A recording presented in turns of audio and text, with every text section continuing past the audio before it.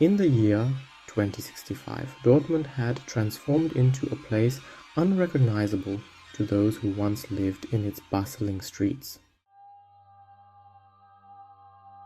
The towering buildings of steel and glass loomed over the city like indifferent sentinels, their mirrored surfaces reflecting a world that had surrendered to control. At the heart of this new order stood Gesamtschule Scharnhorst, once a school, but now a place where the minds of the young were molded into tools of the regime.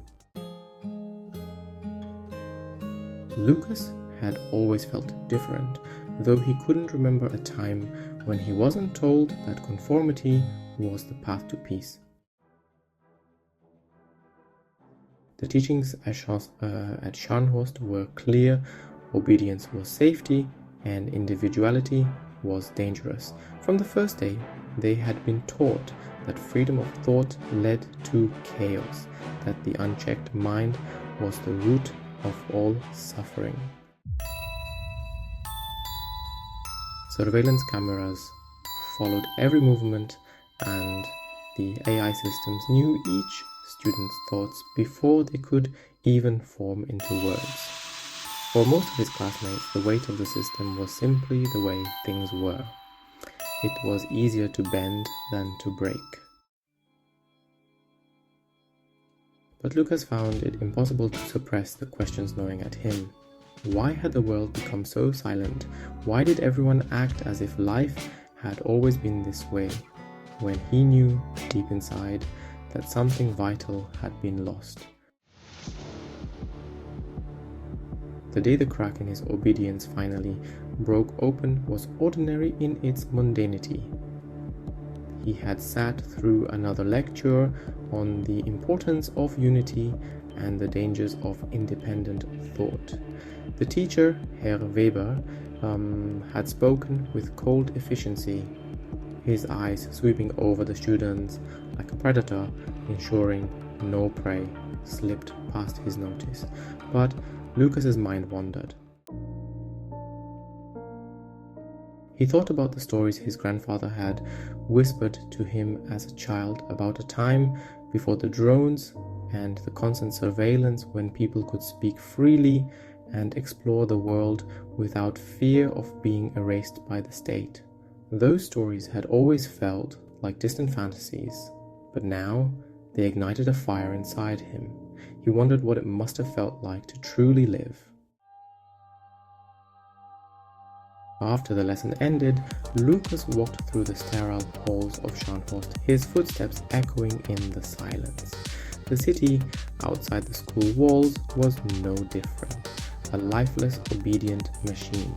People moved through their daily routines with vacant expressions, watched over by the ever-present drones that patrolled the skies like mechanical birds of prey. He knew he couldn't endure this life much longer. The knowledge that he was being watched at every moment suffocated him. It wasn't just the cameras, but the knowledge that even his thoughts, his dreams, and his emotions were under scrutiny.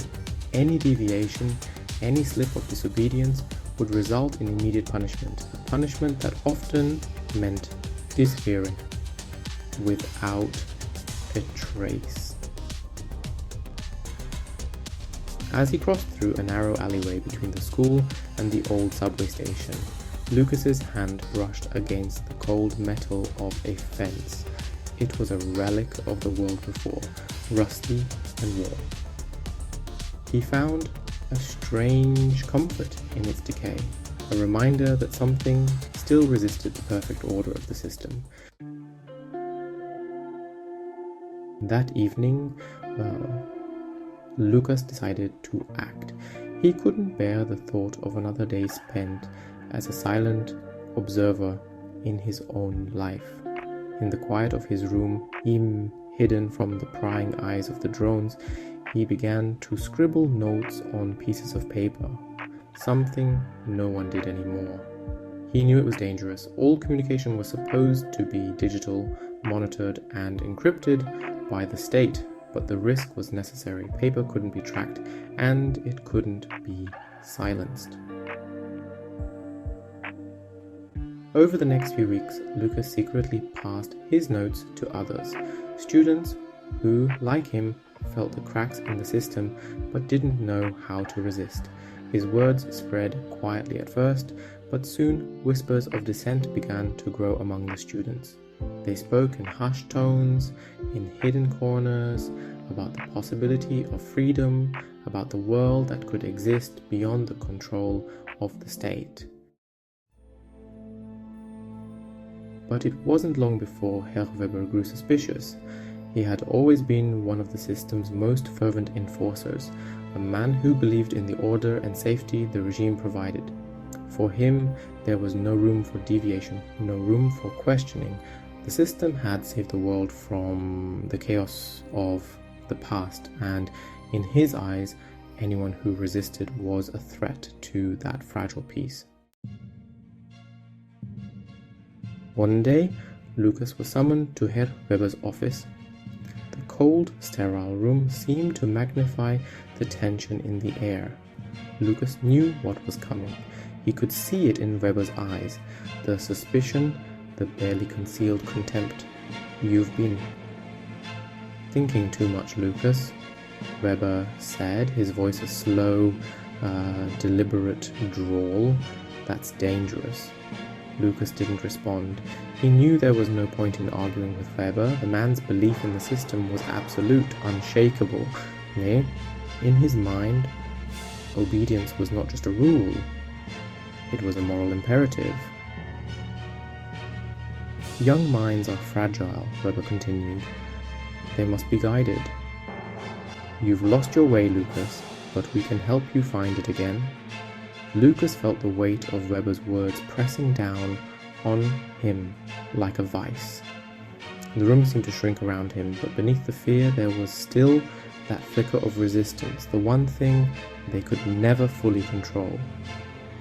"I don't want your help," Lucas said, his voice steady, but quiet.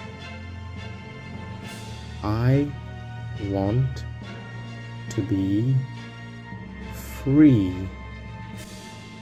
Weber's expression darkened. "Freedom is an illusion," he said coldly. "We gave that up for the good of all, and now you'll see why." The next few days were a blur of interrogation and isolation. Lucas was kept in a small, windowless room, cut off from the world. They tried to break him, to force him to submit, but he held on to the belief that somewhere his words had made a difference. Somewhere the seeds of rebellion had been planted. In the end, Lucas was erased from the system. His existence, his defiance, wiped clean as if he had never been there. But his thoughts, his ideas had already spread. In the quiet corners of Dortmund, in the shadows of the city's perfect order, whispers of rebellion continued to grow. Herr Weber may have won the battle, but the war for freedom was far from over.